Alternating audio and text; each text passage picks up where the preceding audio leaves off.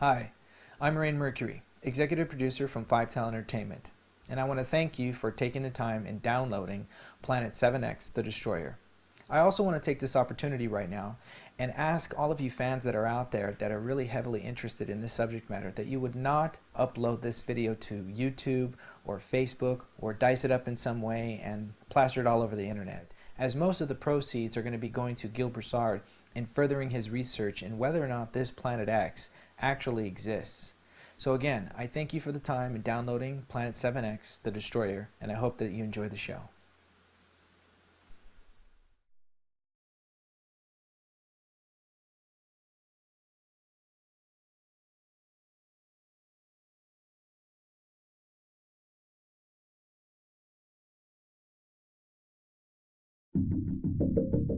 There's a huge, hidden, heavenly body right here in our solar system. Evidence is mounting that either a brown dwarf star or a gas giant planet is lurking at the outermost reaches of our solar system, far beyond the planet Pluto. According to the British newspaper The Independent, the object is 4 times the size of Jupiter. Experts say the presence of such a massive object could explain why a barrage of comets has been coming from that direction. The Sumerians, the first great culture that we have on the Earth 6,000 years ago, right out of the Stone Age, possessing over 100 of the first that we attribute to a high society. They're the very best of the ancient cultures, preceding and better than the Egyptian, Greeks, and the Romans. In their writing, the first writing, of course, they said that there's another planet in the solar system that they called Nibiru that was captured and moves like a comet. Our own astronomers know it's out there. They call it Planet X. It has gravitational effects on the outer planets. They can't find it because it's so far out.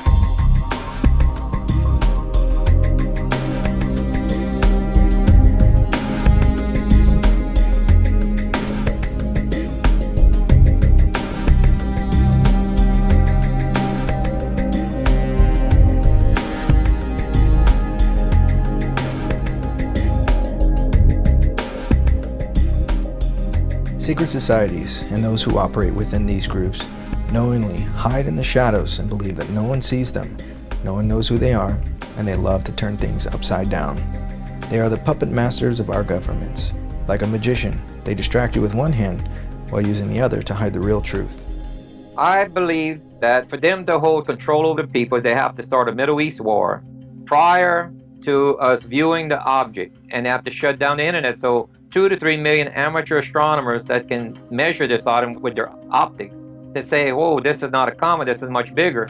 For them to silence them, they have to silence the internet, and they have to use the war to do this. So when you see a war happening, look up towards Sagittarius, you'll see a comet-like object on the ecliptic. That's when we'll see it. And it'll probably happen anywhere between 6 to 9 months prior to its arrival.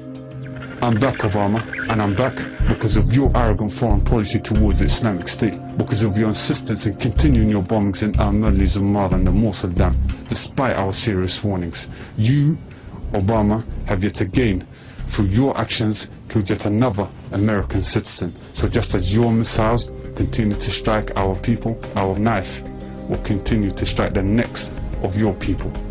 We take this opportunity to warn those governments who have entered this evil alliance with America against the Islamic State to back off and leave our people alone. Our coalition is on the offensive. ISIL is on the defensive, and ISIL is going to lose. With violent groups like this, there is only one option. With our allies and partners, we are going to degrade and ultimately destroy this terrorist group.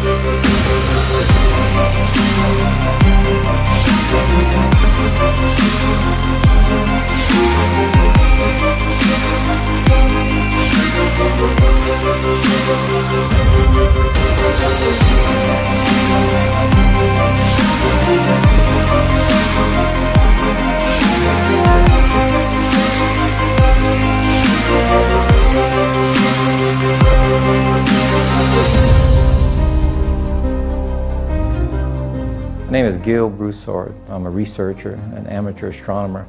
Planet X, according to the model at the present, is in between Jupiter and the asteroid belt, where Ceres used to be about midway. Nibiru, Nemesis, Planet X, it goes by a lot of names, but I came across the topic of this mysterious planet a few years ago, and like many, I dismissed it. There just didn't seem to be enough credible data. Not until recently, some of my biblical studies brought me to Gil Broussard's research and came across his YouTube channel, Planet X 7X. The 7X is coined as to separate the internet noise from Gil's research. What we're about to present just might very well reopen the case of this very debatable and taboo subject.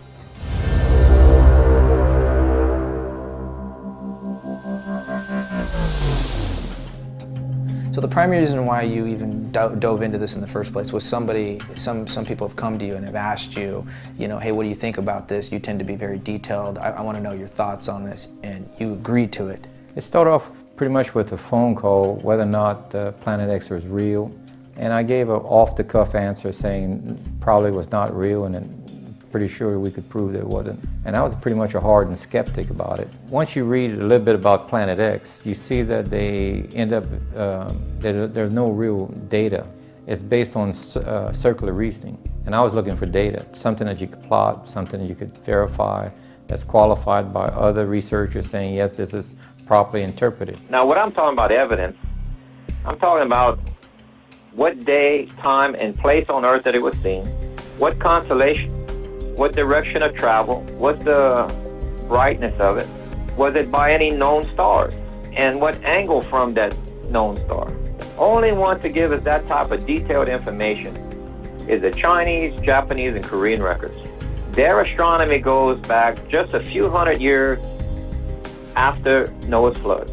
What led you, as you were in your research in this 3.5-year journey, what led you down to stumbling upon this white paper report, and what exactly is this white paper report? This white paper report, the reevaluation of eastern and western records of the supernova of 1054, said that the supernova was not really a supernova, that it was seen earlier than that date, what was documented, and that this object moved through multiple constellations.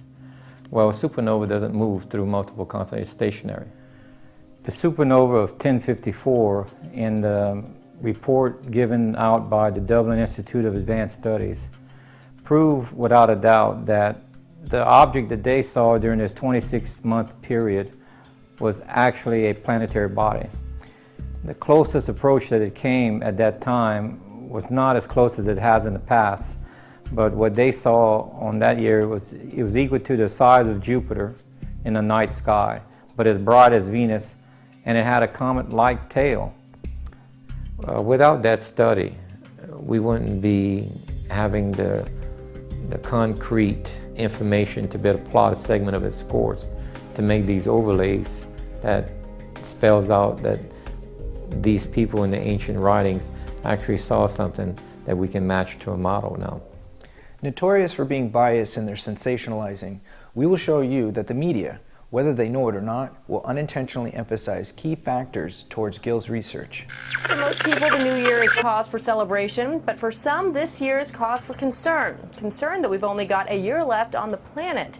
You've probably heard this, that according to an ancient Mayan prophecy, the world will end in late 2012. May not happen. Archaeologists in Mexico have found a tantalizing artifact that mentions the year 2012, and that discovery is now adding fuel to what for some people was already a burning question: will the world end at the end of this year? Archaeologists made a remarkable discovery. If it had been in a movie, nobody would have believed it.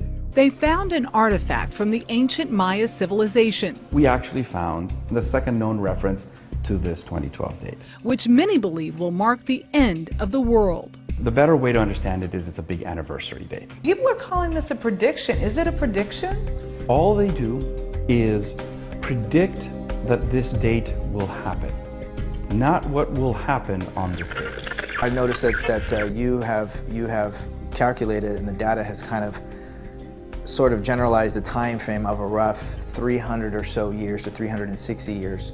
Now, there's another researcher by the name of Zechariah Sitchin. where he has come up with this Planet X theory from being able to read the ancient Sumerian clay tablets that indicated that this, ancient alien culture, the superior race, came here to Earth from a planet called Nibiru, and that it was the 10th or 12th planet, depending on how you're looking at it, to our solar system, and that it was a 3,600 year orbit. But in your research, you've discovered that it's not, it's 360.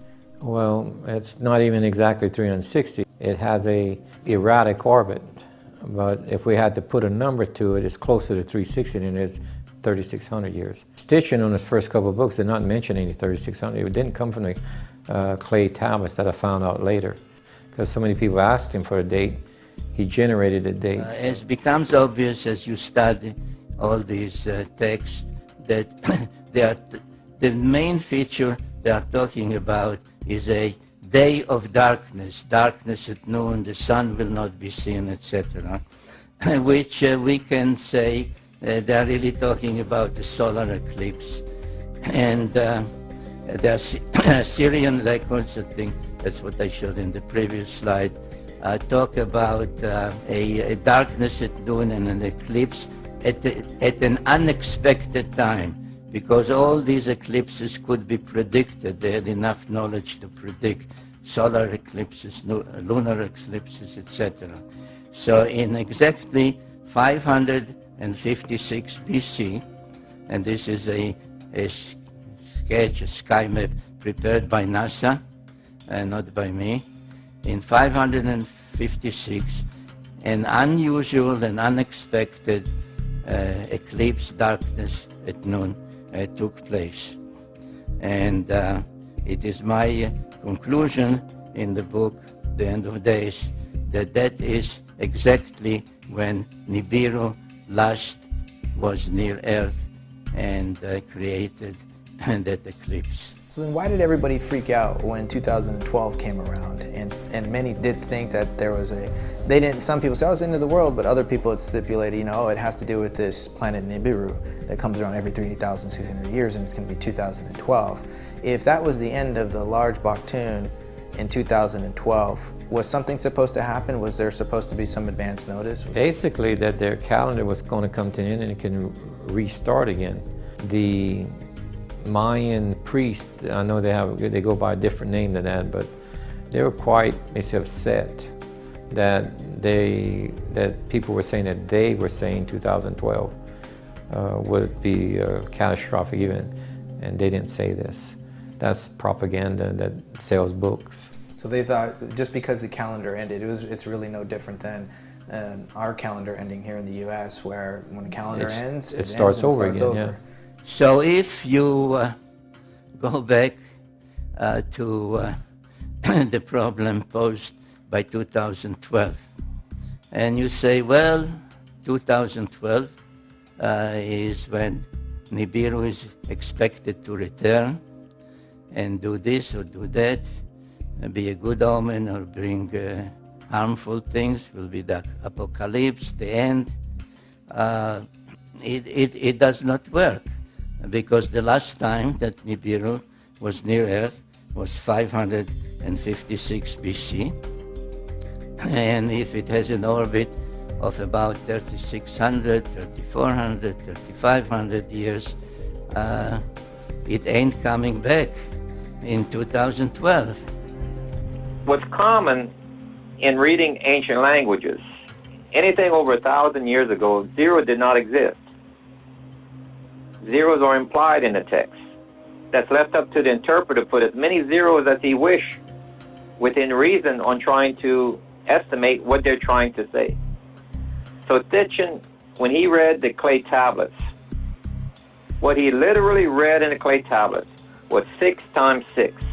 Now, because of other data, they could tell the ancient Samaritans had a 60 unit of measure, 60.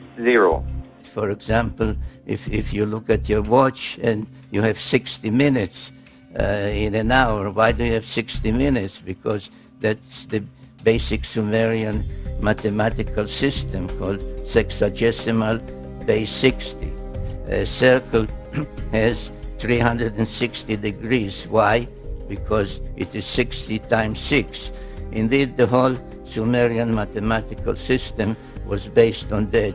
6 times 10 times 6 times 10, etc. So you had 6 and 60 and 360 and 3,600. So he put the first number at 6 being 60. Then the next one, he said, well, on his memory alone, he's saying, well, it hasn't come through here before. Everybody grabbed onto that. But there was no hard data. So he dropped the number in there that it must be 60 times 60. Well, that gives you the 3,600-year orbit. But if you had left it at 60 times 6, he'd got 360-year orbit. It's through an assumption that it has not come through our solar system before. But it was mentioned, but as a comet. So in his lifetime, Zecharia Sitchin never really saw it, and he didn't really have at least the kind of data that you had actually come across. So his assumption was it must be 60 times 60. It must be quite distant in the past. That was based off an assumption, not fact. Was there a correlation between your guys' research and the Baktun of the Mayan calendar? Yes, I believe that the Mayan calendar was actually more of an event calendar.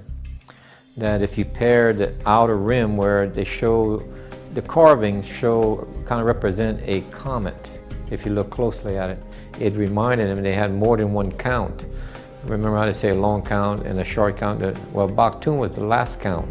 That was between Constantine and the large drought that devastated the Mayans. That count is exactly the span of time between Constantine, the last trip that it came through the solar system for the Mayans. In 1972, Pioneer 10 was launched, and almost 1 year later, Pioneer 11 was launched. In 1977, NASA launched Voyager 2 and then Voyager 1 within just a matter of weeks of each other. In Gill's research, there was something odd about these launched probes and the direction they were all sent out in. When was Planet X introduced or reintroduced into modern day society? At the beginning of the 20th century, Percival Lowell, he had first coined the term Planet X. The X in the name represented at the time the 10th planet, but today it would mean an unknown planet. He was noticing the perturbations of Uranus and Neptune, and that it was by unknown gravity. When did the information start to kind of gain momentum, and when did it suddenly stop?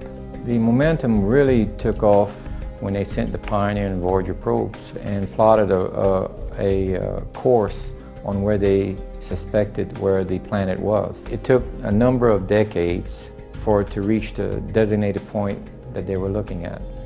And that point where they made instrument contact from my studies was in 1992. Now in 1992 they went totally silent on the subject of Planeta. There were no longer publications. My own personal research, I've actually kind of dug into, when I was listening to some of the radio talk shows and just hearing about it, I started diving into myself, and I noticed that it's really hard. You have to spend some time, unless somebody tells you where to go, you actually have to spend some time digging up either in Google or some of the paper reports or the old magazines that publish these articles. It's really hard to find this stuff. So if you don't know where to look or what to phrase your words in your search, you almost can't find this stuff. After 1992, it's difficult to find anything published by any astronomer or NASA. There are a few studies, but they don't come up with Planet X. But there are studies showing that there is disturbance of unknown gravity in the same area of space that NASA sent the Pioneer and Voyager probes. Actually not looking for a planet when I found this alignment of comet orbits. I was more interested in the origin of comets. And I just came across this alignment and couldn't explain it.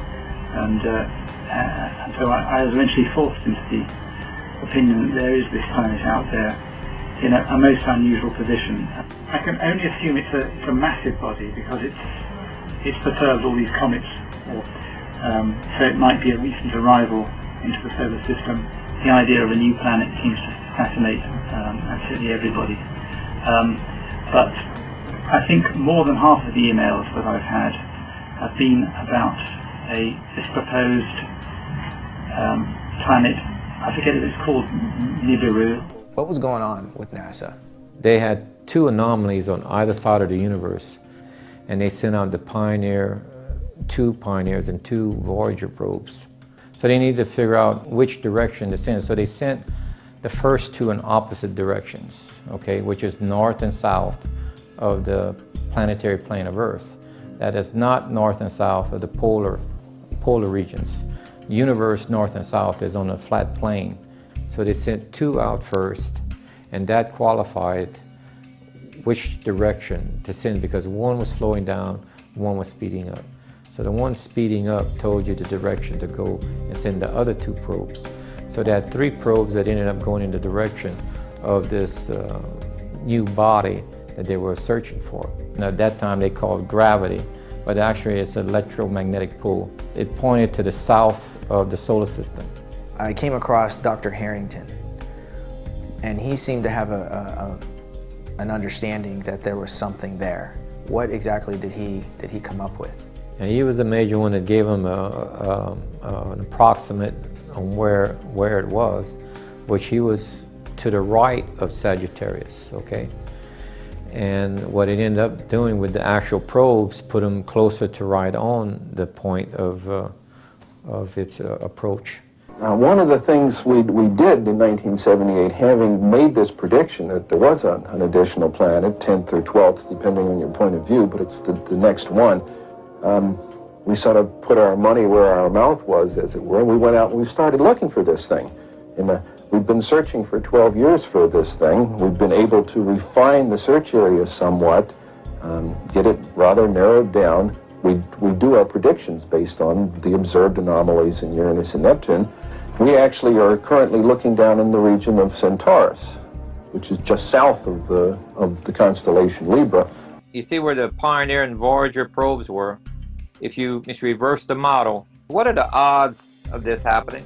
That it's on where the software is placing it, it's the same distance from the Voyager 2 as it is from the Pioneer 11 at the same angle. There's 88 constellations, and it all points to one constellation out of 88, Sagittarius. That's where all of the data is pointing us to. And it's not just anywhere in Sagittarius, but on the ecliptic.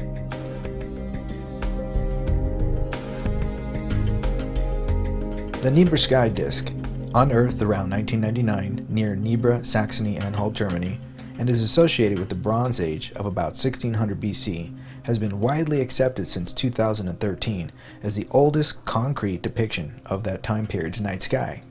The Nebra disk has contributed to Gill's data, giving his models another fresh perspective of Planet X's multiple crossings. What it proves out is that the Earth had an unusual eclipse of roughly 3 hours. It frames the month of March with the constellation that shows a Gemini and Capricorn, and it shows an unusual item that we can't see in the month of April, which is the constellation Orion.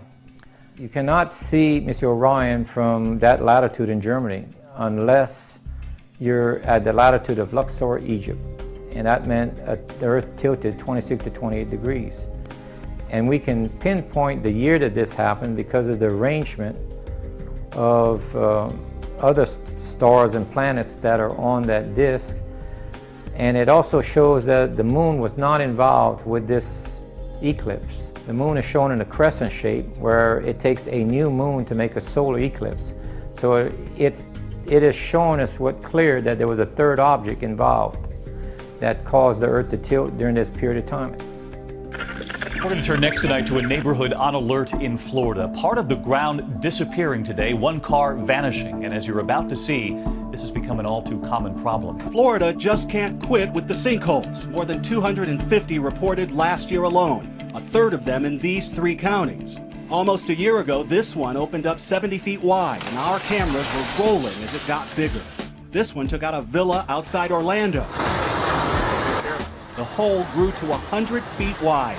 After a few inches of snow in Lapacon Township, New Jersey around 8:30 this morning, until this truck fell into a sinkhole on Wordsworth Lane. Tonight there is a massive problem about 60 miles from Houston that is true to form, only getting bigger. a gigantic sinkhole that's already devoured vehicles, equipment, and trees, and is scaring the daylights out of residents just a stone's throw away. Let's go to some breaking news now in North Hollywood. This is an area of Los Angeles. They had a water main break this morning. It was supposedly a small one, except when the fire truck from the LA Fire Department arrived on the scene, as you can see, they didn't realize the ground was unstable. And there's the truck, nose first. It looks like the entire cab is submerged here below ground level, so obviously they've shut down the streets. Oh my gosh.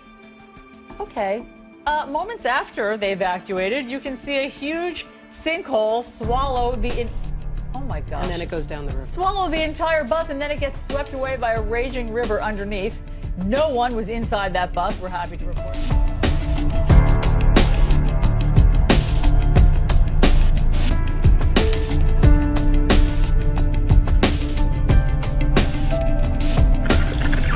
What are some of the signs that we here on Earth are going to notice if this planet is actually inbound? Before it arrives, I'm assuming, and others assume too, that as looking at your research, that we're going to be experiencing something. Well, the physical signs that we would experience on Earth would be like high volcanic activity. Airlines around the world are monitoring a pair of volcanic eruptions on opposite sides of the globe.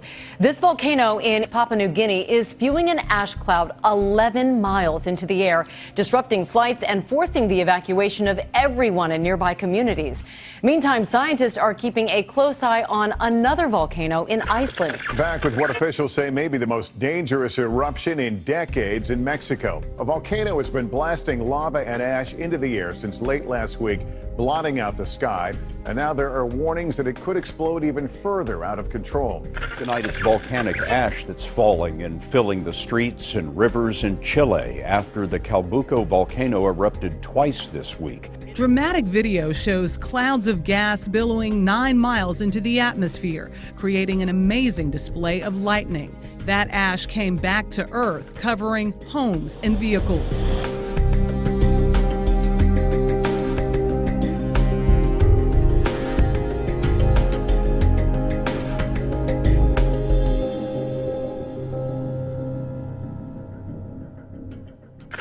We also have in modern times a magnetic north that's changing at 12 times its normal rate. Magnetic fields are usually only affected by another magnetic field. Just when you thought there could not be more change going on in the world, magnetic north is moving. Aviators know it has always moved, but not like this. It's just skipping along. It's on the move about 40 miles a year now along the polar cap toward Russia. We have droughts or severe seasonal extremes. You have record breakers like you've never seen before. Back in January of 2013, the state was in great shape. It was raining. It was good. January, February, the rain stopped, the snow stopped, and now we are in this severe to extreme drought across almost half of the state. That's what a lot of it looks like. 90% of the state right now in severe drought, 63% extreme. Then you have bird and fish kills, which is from the release of methane because of the activity of the tectonic plates shifting. Since May, 30 large whales have been found dead in the western Gulf of Alaska. That's 3 times the normal yearly average. What's killing the whales is a mystery. Off Alaska, the tally includes 11 endangered fin whales, 14 humpbacks, 1 gray whale, and 4 unidentified cetaceans. The leading theory is toxins from an algae bloom, but there's no conclusive evidence. Dozens of dead birds, the majority of them common murres. And it's not just here.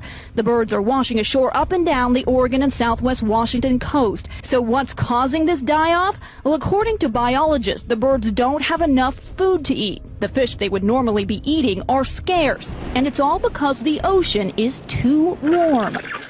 And we see an 800% rise in earthquake activity. And these are all changes that's going on all at the same time. We've always had earthquakes as long as the world has been around. We've always had, volcanic eruptions. We've always had, animal die-offs.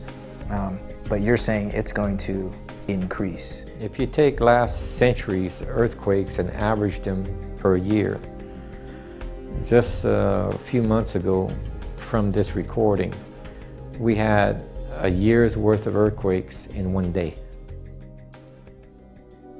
if I'm just an everyday person, I don't know much about the stars, what would I kind of notice in the night sky? And in what particular region? Say right now we're in California, I'm in LA. What would I notice in the night sky that might be a little bit odd? And where would I particularly look? Say I'm facing the West Coast, the ocean.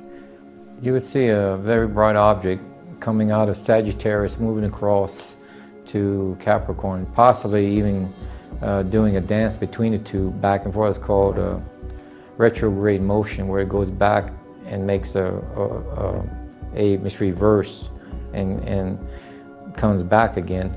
And that's because it's observing from a moving object. Earth is moving around the sun. So it gives what's called retrograde motion. And that's exactly underneath the constellation Delphinius. What is it going to look like to me, to somebody? Will it be an aha, or is it going to be more of a whimper of a... It's not going to be startling at all, because it's first appear more like, just like you look at Jupiter at night, but it'll be as bright as Venus. And then as it gets closer to the sun is emitting solar winds. And the closer you get to, the more concentrated the solar winds are to the sun. Therefore, that's what a magnetic field against the solar wind forms a comet-like tail. Because the tail of a comet is not ice particles. There's a big dispute between the two camps of astronomy and physicists. Mm-hmm. The physicists made a prediction just recently that when comet sighting springs passed near Mars, that if their theory that the comet tail was plasma, there'd be electrical discharge between the comet and Mars. And that's what we observed. Observation like that is science-based. I looked into comet sighting springs passing by Mars that would confirm this theory.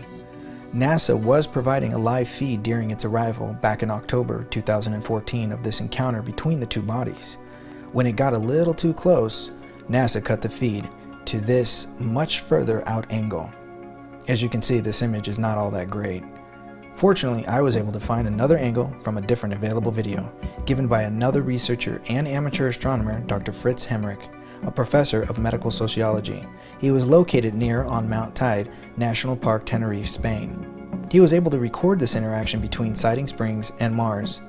What you're seeing is Mars light up like the sun after comet sighting springs' tail passes by, almost like that of an electromagnetic pulse. There was no major news media that covered this interaction. The only and closest article that I could find was given out by CNN titled, "Comet Sighting Spring Buzzes Mars, but NASA orbiters and rovers are safe." Nothing else was talked about.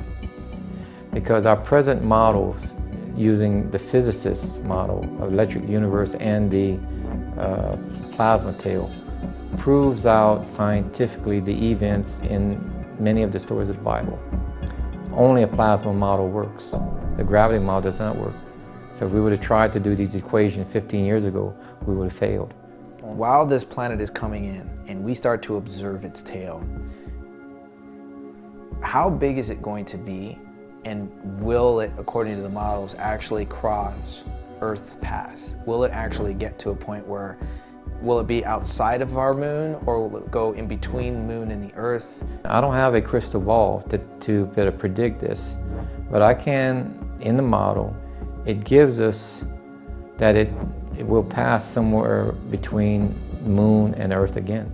Do you personally believe that the subject of Planet X is a conspiracy? Is there a cover-up? I mean, in your personal opinion, this is just a personal opinion. Yes, to a certain extent, for a certain reason, because number one, duty of government is to protect the markets, because that's where their revenue are generated from the taxes. They can't run from this either. I mean, if it's coming, it's coming. But what do they think they can do? The market's given the financing to build these underground facilities. They're not for me and you, to tell you the truth. They're for the elite and the special secret societies. And I had that confirmed from a person who's in one of these secret societies, because they tried to misrecruit me in it.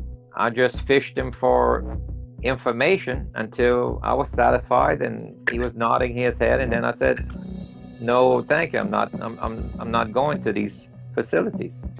Because the Bible tells me that that's that's their grave anyway. One of the major contractors that they build a certain air vent facility, circulation vent for underground shelters.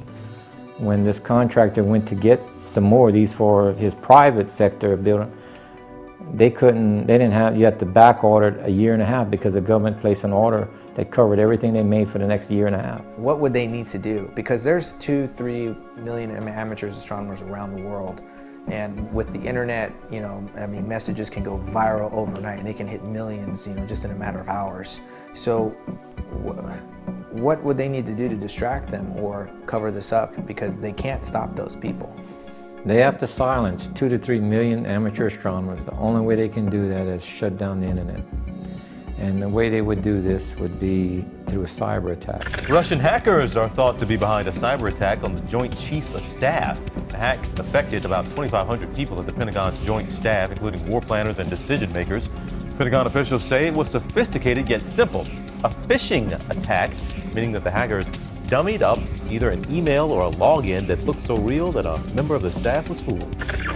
And the best way to present a cyber attack is through saying the enemy did it through a war. They have to get control over the people. They have to cause a panic of some type to where they bring in troops or Homeland Security and winning over hearts and minds. They come in as your friend to establish security for you. Once it gets close enough to the sun that it will start to form its tail like a comet, and they can no longer block it, that would be 6 to 9 months to its arrival. And you would see martial law being implemented and the war for this to give them a reason to implement Homeland Security. So this has to come into play before it ever arrives or becomes visual for us. That's what you can see, these exercises that are taking place. We have shocking video this evening from a recent U.S. Marines training drill in Yuma, Arizona, where it shows armed troops chasing down American citizens in a mock internment camp, this during a martial law style scenario. The exercise, which involved U.S. Marines from the 1st Battalion, 5th Marine Regiment, 1st Marine Division, well, it took place on April 18th and revolved around assault support tactics training. And by the way, these exercises are happening all across the country right now, and Jade Helm hasn't even started yet. And why are they building mock cities like they did at Fort A.P. Hill in Virginia, where the street signs are clearly in English and they resemble an average American town? And if these drills are supposed to be for urban warfare in the Middle East, like the U.S. military claims, then why do the role players always shout things out like, "I'm a sovereign citizen, I have my rights," or "Don't take my guns"? I'm a sovereign citizen, I refuse to recognize you guys.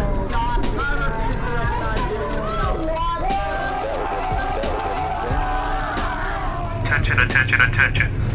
American forces are here to help. Remain calm. We will not tolerate civil disobedience. Now, if this was practice for the Middle East, you'd think they'd say something like, "We will not tolerate civil disobedience" in Arabic. I mean, wouldn't they? Well, it looks like they are training for martial law. And we all know that Jade Helm is coming in July, and that is a nationwide military exercise where troops will operate undercover amongst local populations. But we're not supposed to question any of that. And like Rick Perry said, the former governor of Texas, he said the other day, it's okay to question the federal government, but it's not okay to question the military. I don't think there's a problem to question your government. I do it on a regular basis, and I think that's a healthy thing to question your government. I don't think it's particularly healthy to question the military. I mean, who does he think is in charge of the U.S. military to begin with? We knew that by the time we would be on the home stretch of completing this documentary presentation, one of the wildly speculative training exercises that would occur throughout the U.S. was Jade Helm 1-5. Several articles were waiting to pounce when they were sure nothing would happen when it came to an end. To the stance that this documentary takes is not whether something was supposed to happen, but that more and more government training events are increasing with a steady pace, very much like a rehearsal. But what exactly are they rehearsing for? I know that there has been some information that has kind of creeped out in some news media, some articles, some papers, other doctors or researchers from other universities that have, discovered on their own there's a planetary body. Is there an indication that some of this information has been sort of hushed or silenced or moved to the side? Or? Well, professional astronomers, some of them have asked me for the data that I have, and I've furnished them, but they will not go on the record and say that they're researching this or have data. Why do you think so? If the government wants it quiet and you work for the government agencies, that wouldn't be wise, would it? Why do you take the stance of actually divulging this information? Well, I think I'm somewhat protected in a certain way, because if you mix biblical with science, they feel that they can discredit you and you won't reach a very, very large audience whenever you blend the two. And I point out clearly the scientific method that I'm using, and it qualifies the data. What's the difference between clay tablets, papyrus, or biblical? If you're using the same method, which is empirical, and the models are proving out. Why would bias on one but not the other? Whether you believe in the Bible or not are irrelevant to Gill's research. The fact that Gill's scientific methods and models prove out multiple and specific events in the Bible is what truly piqued my interest. Throughout Gill's interview, I felt it was time for what a lot of people have been curious to know. Where and how does Planet X 7X correlate to the Bible? With all this information, do we know what side, if it has a comet or like a tail, and it's going to kind of bring about, meteor showers, that these asteroids are going to start hitting the Earth when this planet gets closer? Or can we model out, or is there something that could give us an indication or gives us an indication of which side we should probably focus on? Not from the scientific data. So if science doesn't explain it? The information in the Chinese records or any other actual data we have at hand at the moment will not give us that date or the time frame or the side. But there is something that's outside our science realm, which is the biblical section of Revelation, that matches the model. It doesn't violate the model. It describes the half of the Earth that will be hit, because they didn't have a word for continental crust, but they're describing continental crust. They said 1/3 of the trees, 1/3 of the grass, and later they say 1/3 of the rivers. Now I wanted to look into what Gill was talking about. So I picked up the Bible and I decided to look into what he was saying.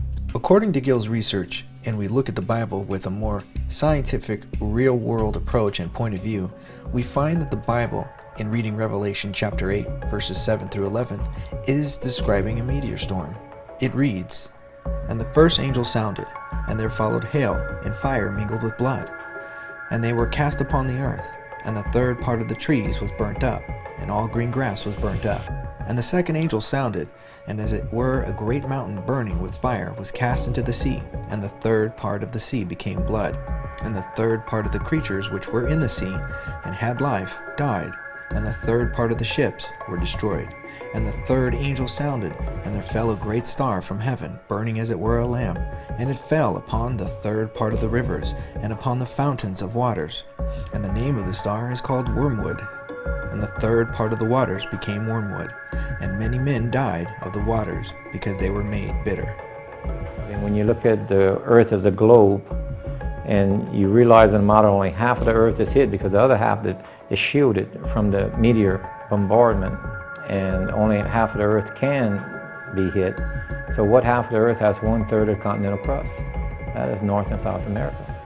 Europe, Asia, and the African continent, that's 2/3 of the continental crust. So it's already given us indication what half is hit by fiery hail, as they call it, which is our way of saying meteor shower. The astronomers, if they use the astronomy model with a gravity universe, then they'll predict just a straight-on hit. But if they don't use a physics model, and the only place there is a model that shows how Earth is going to slow down by 12 hours is a biblical model that follows the physics principle that that the tail of a comet is plasma. So there's a biblical model. Yes, that follows that model when the tail is plasma and Earth is entering it. You have a 12-hour delay in Earth's rotation. That changes the target zone to the opposite side. Where in the Bible are we talking about? Joshua's long day. Okay, Joshua's long day, there was a 12-hour extended daylight. On the opposite side, you had 12 extra hours of nighttime. Earth came to a stop, but the way it stopped was gradual, losing 4.5 to 5.5% compounded hourly, just like a dimmer switch. And it just came to a nice little stop. And he had a 12-hour extended day. Again, I was curious about this statement because it's an account that many Christians debate as proof of the Bible, but have never really been able to prove through a model, at least not until Gil's research. So what exactly are the accounts of Joshua's long day? Well, the Bible reads, Joshua chapter 10, verses 11 through 13. And it came to pass, as they fled from Israel, and were in the going down to Beth-horon, that the Lord cast down great stones from heaven upon them unto Azekah, and they died. They were more which died with hailstones than they whom the children of Israel slew with the sword. Then spake Joshua to the Lord in the day when the Lord delivered upon the Amorites before the children of Israel. And he said in the sight of Israel, Sun, stand thou still upon Gibeon, and thou moon in the valley of Ajalon.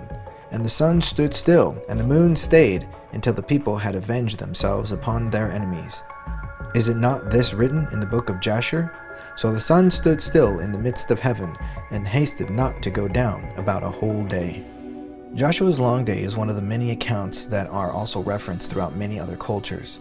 And since Joshua's long day is historical, there should be accounts on the other side of the world of people who should have written about an extended long night.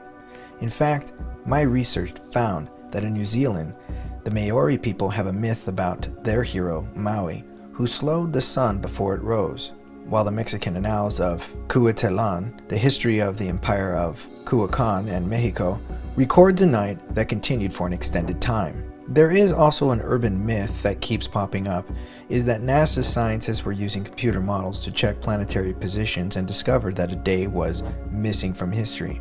However, this alleged research was never published and has greatly been embellished over the years. Do you think that this is something, if there are religious people within the government that know about this, know about what your findings and following maybe the book of Revelation, if that's the case? They didn't apply science yet to it, most of them, or maybe that's why they're still keeping me around. What do you mean by that? What do you mean they're still trying to keep you around?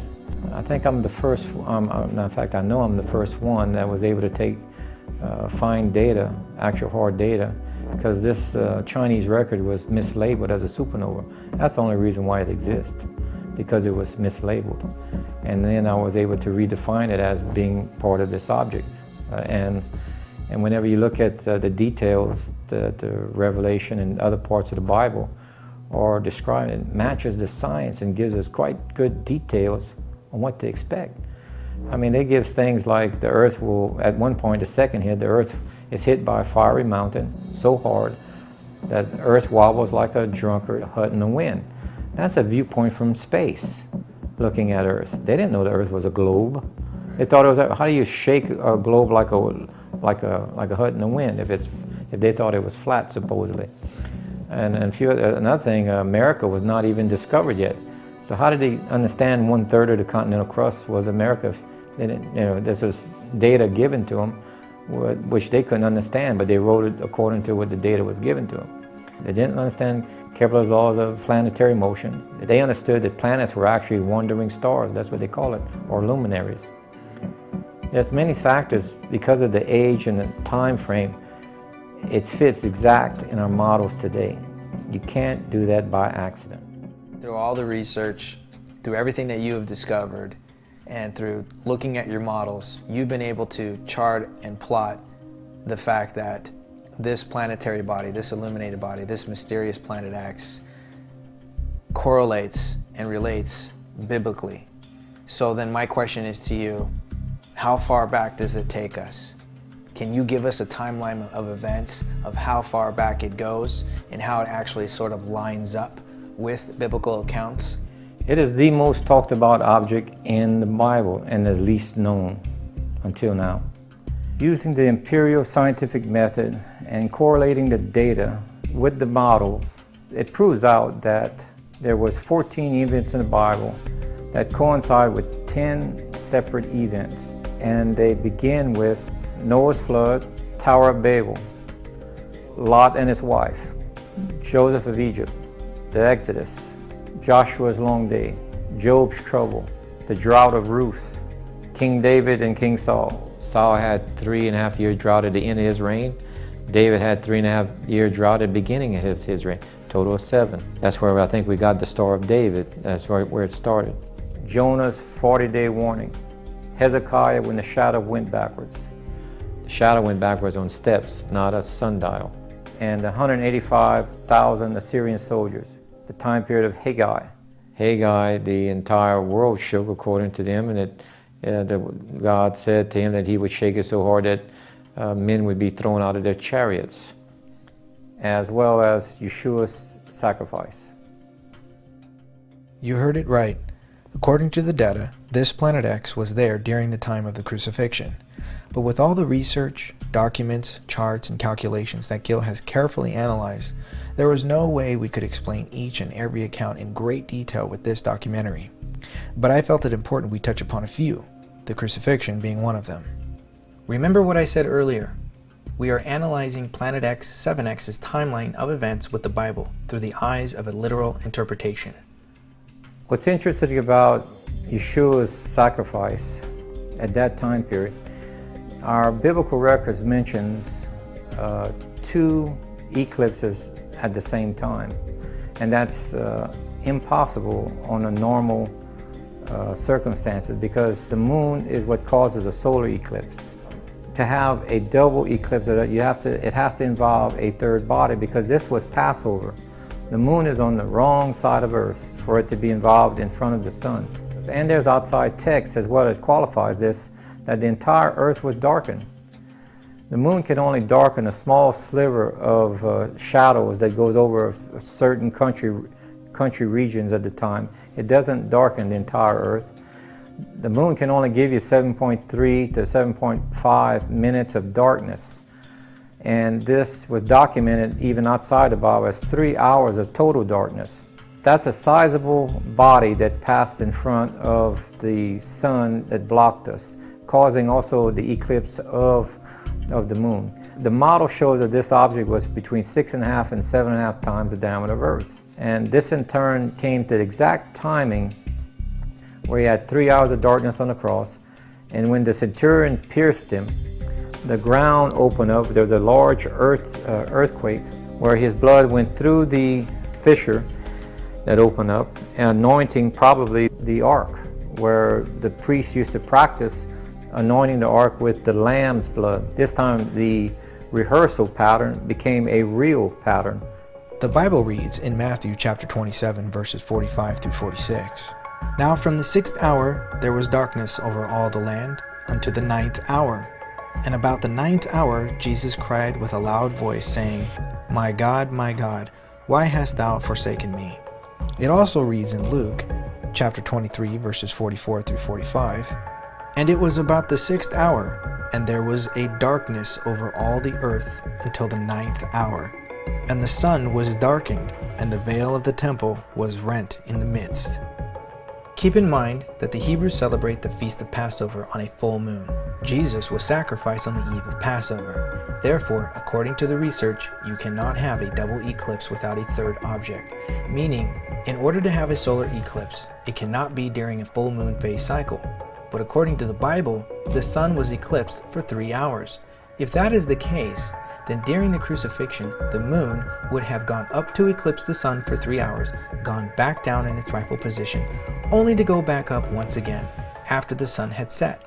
This is not scientifically possible, since science teaches us that the moon can only block the sun for 7 minutes, giving credence to Gil's third object blocking the sun.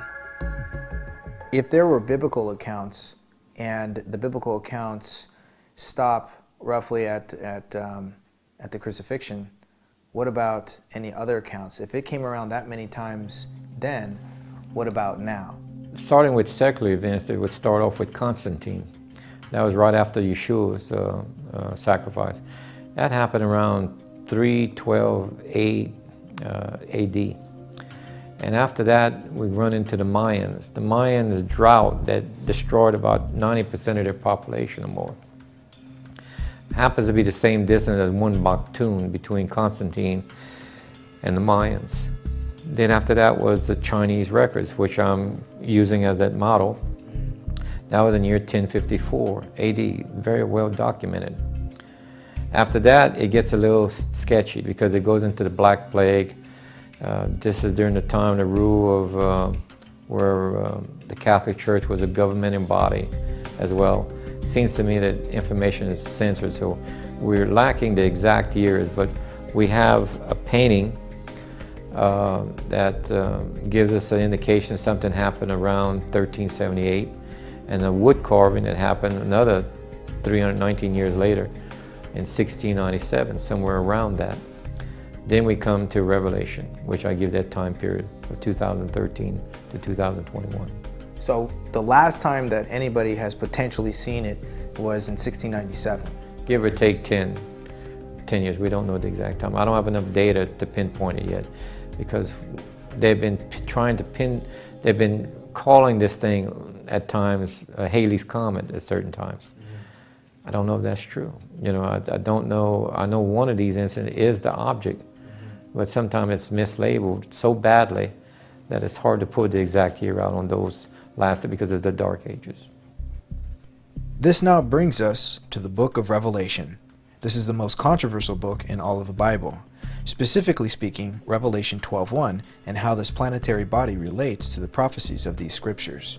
It reads, "And there appeared a great wonder in heaven, a woman clothed with the sun, and the moon under her feet, and upon her head a crown of 12 stars." This kind of makes me then realize, looking at your data, what are we talking about there? What is that we're talking about? Because before I used to look at it as metaphorical. Who's the woman? What is this woman? You know, what does she mean she's standing on the moon?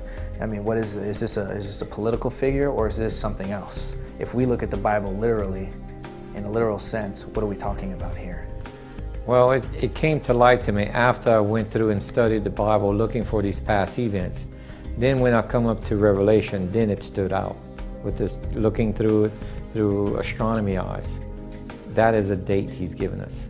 When he mentioned moon, we're looking at the skies. The woman is Virgo. The crown of 12 stars, that's Leo is 11 stars. That 12th star is the king planet Jupiter, which always announces the coming of the Messiah. And that illuminated object, which is misidentified as sun there, is actually our object, our comet with a tail. Why do you say that? Because it says sun.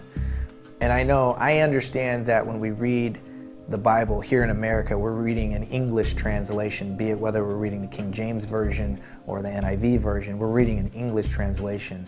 But you say illuminated body, why is that? Because this same era happened during the time of Joseph of Egypt when he had his dream at 16. He said that he had a dream of the moon and the sun and 11 stars bowing to him. Those 11 stars was Leo constellation, but you can't see the stars during the daytime. It's only a nighttime event. That object right there was an illuminated body. It was our planet again. Because I can prove now from when he had his dream at 16, when he was 40, at the time that he was the second highest authority in Egypt, exactly midway to the drought, of that 7-year drought, Earth tilted 26 to 28 degrees, as shown on the Niebuhr disk, qualifying from a viewpoint of Earth that exact item that the skies bowed to him. And it was at nighttime when it did, because he was on the nighttime side. The daytime side may have gotten a meteor shower. When Gil read the original text in Aramaic and Hebraic, I found his research to be sound. The word sun can also read as illuminating light or body, and since stars are not generally seen in the day, then his findings again add relevancy to a mysterious body lighting up the night sky, since the moon is already accounted for. I've noticed when I was looking into NASA that this particular year, starting I think it was in 2014, we had the tetrads. we're in the middle of the tetrads now, so by the time this DVD comes out, it'll either be just before or right about the time of Yom Kippur and Rosh Hashanah, where these tetrads, or lunar eclipse, and the reason why they call them tetrads that I've learned is because it's 4 within a certain period of time, a year I believe. But it's what makes these tetrads unique is that they're landing on exact Jewish festival feast days. Well, they could be just really beautiful cosmological events, or are they tied to biblical prophecy? Today is the first of 4 blood moon eclipses, rare occurrences that some biblical scholars say signal earth-shattering events, particularly when they happen around the Jewish high holy days. So what can this blood moon be telling us? What could be the signal here? If this is a signal of something, what could God be telling us? Based scientifically on past patterns, it meant a war with Israel in 48, it meant a war with Israel in 67. There's a probability that we could be looking at a war in Israel, as well as the economy crashing when you look at past statistics. Today, because America negotiated from a position of strength and principle, we have stopped the spread of nuclear weapons in this region. Because of this deal, the international community will be able to verify that the Islamic Republic of Iran will not develop a nuclear weapon. Quite the contrary. I think this is a terrible historic mistake. We keep on hearing that it's a verifiable sanction regime. But here's the thing. In order to go and make an inspection, you have to notify the Iranians 24 days in advance. That's a farce. Of course that within the 24 days, they're going to clean up the facility, get away with the inspections, and continue, go on with what they do. Imagine a local police station raiding a drug baron and telling him a month in advance that we're going to raid you. You cannot have verifiable inspections if you have to notify them in advance and they can object, and then there's a committee. This is not serious. I'll remind you that originally they said anytime, any place. It was supposed to be surprise inspections, but there's no surprise here anymore. Well, Jose, it was an extremely turbulent day for U.S. stocks, and that was driven by deep fears about China's economic meltdown. A midday comeback nearly brought the Dow back into positive territory, but that ultimately failed. U.S. investors got a serious jolt Monday morning when the Dow plunged more than 1,000 points after the market opened. Hey, Jamie Dimon talking about it in the J.P. Morgan conference call the other week, saying do not get too concerned about this. We still saw China's numbers, if you take them at face value, coming in at 7% growth. Yes, that is what they're telling you. Do you ever believe what governments are publishing? You have to look at statistics that actually reflect the economic reality and the truth, and not believe the ministry of truth in the world. What's also unique too is I learned that we're in a particular time as well that does correlate to Revelation. What exactly are we talking about? What year are we in right now? It's called a Sabbath year. And the Sabbath year. And that's 2015. So the Jews would call that a Shemitah. A Shemitah, yes. So we're in a Shemitah year. And when you have 7 Shemitahs, that's 49, the next year after that is called a Jubilee, the 50th year. That's this next year. It is well known in the Messianic group, or even in some of the Jewish groups, that they expect Elijah to come at the Feast of Passover. They set an extra table in place. They open the door slightly, which allows him to come in. And when he sits down for the Feast of Passover, he announces the Messiah is coming.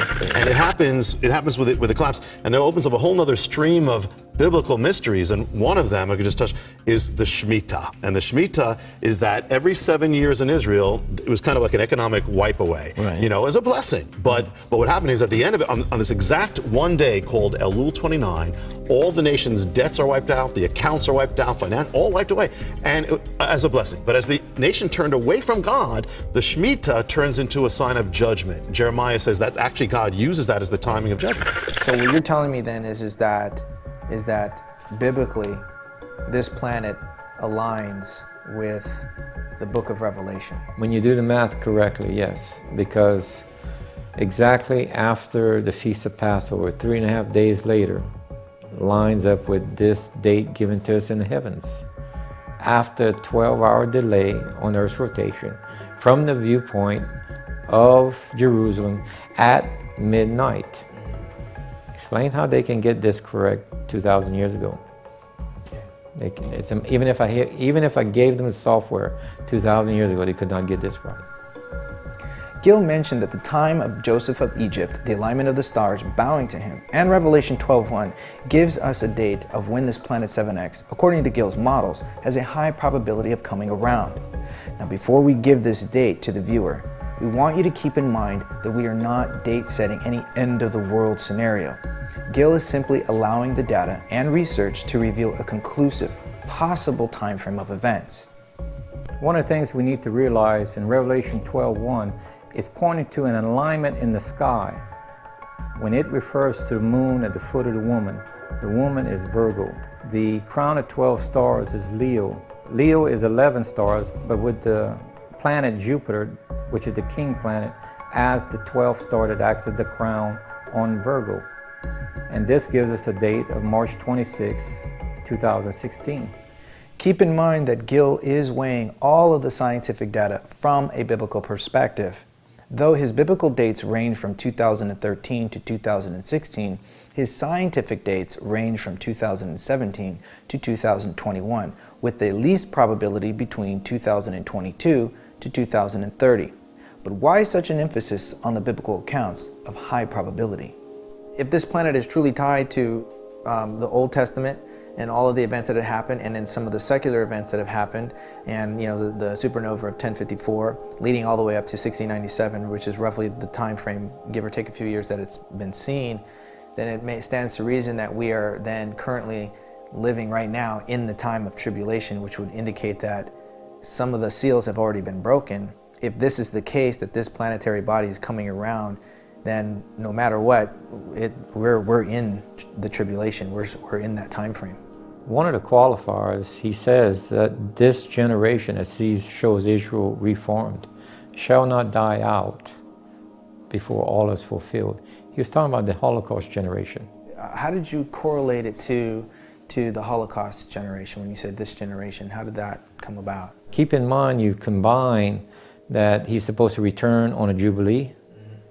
That means if they were 13 for their bar mitzvah, which they're legally bound to be witnesses then, if they were 13 at 1947 when the contracts were signed to make Israel, to 2016, that means they're 83. If we wait to the next Jubilee, they're 133. That generation has been gone. It has to be either this Jubilee or nothing, according to biblical records. So by the time this is announced, we are looking at seals 3, 4, and 5 before the Great Tribulation. So within a matter of months, all this. Yes, because remember I was saying the last 6 months of the Shemitah is where the bad things are going to happen. The first half is where the poor get to go in the field and be blessed.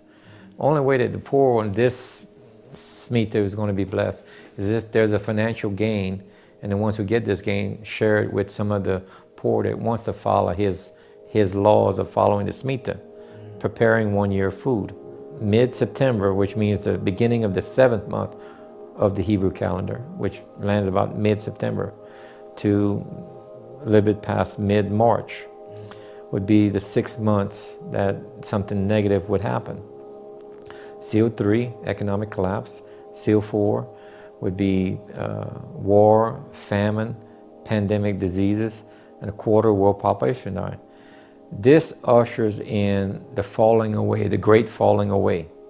Because they were told a rapture, which they pointed out in the wrong timing, people will lose their financing, then they'll be short on food, they'll stand in line, they'll be catching diseases because they're standing in line, because they're not prepared for that 1 year supply of food, because they're not following his covenant, and this will cause a falling away. The great falling away. He said, before I return, there has to be a great falling away. Before we leave you with any final thoughts, we know that some of you will walk away after watching this documentary presentation and will say, nah, I don't believe it. Or you'll say, well, that was interesting, and that is about as far as it will go. Or what we're hoping for is that you'll take this information, test it out for yourself, and see if these things be true. Only time will tell, because ultimately, as Gil would like to say, we have to have a visual. With that being said, here's what Gil had to say in our final moments of the interview. What's the message of hope do you give to people?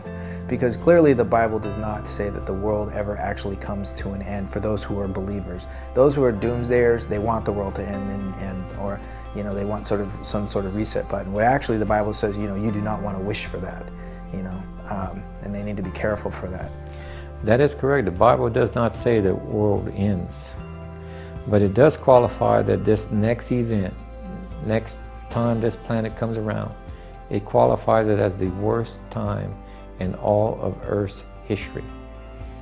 Keep in mind, if Noah's flood happened and that's not the worst time, this is. We misinterpret some things like God's, we call them God's feast days or Hebrew feast days. They're not just the Hebrew, he said they're my days. And they're not feasts, that's a misinterpretation. The word is mikra, and it means rehearsal. When you follow the rehearsal, when the real event comes around, then you can recognize it. Just like they were recognizing Passover sacrifice of a lamb. That turned out to be a real event when he came and they were able to see this. So shall it be when Elijah shows up. They're practicing it, but he'll show up real. So shall it be for this. And each one of these stories are data points. Without the data points, you're not properly prepared for the last event, because all these data points add up to what's going to happen in the end, and that gets us prepared.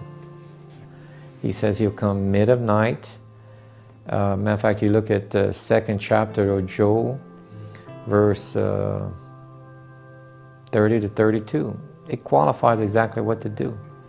It first starts off that it's the end of days and that there's a double eclipse. That's our planet. The last verse tells you where to be. It says you will be at Mount Zion in Jerusalem, for there is an escape for a remnant. And later in Revelation it qualifies it that a remnant will go into the wilderness. Wilderness has never been qualified as heaven yet, not that I can find. So this is a taking away, but it's not the taking away that brings you to heaven. That one's at the end of the 3.5 years, and it says if you make it without being in the place of heaven during this 3.5 years, it says count yourself lucky. Very few of you will. Okay, now it says the dead are first, then the living. No dead is mentioned in this one. It's only the living, and it's only a remnant that makes it to the place of safety, where they fed manna and for 1,260 days. That's the bride and the bridemaid that's going into hiding for a wedding later. They enter the heaven last. The biblical records tell us we must see a sign in the sky. Now, to a wicked and adulterous generation, they will ignore the sign. So I say to people, wake up. Wake up. Wake up.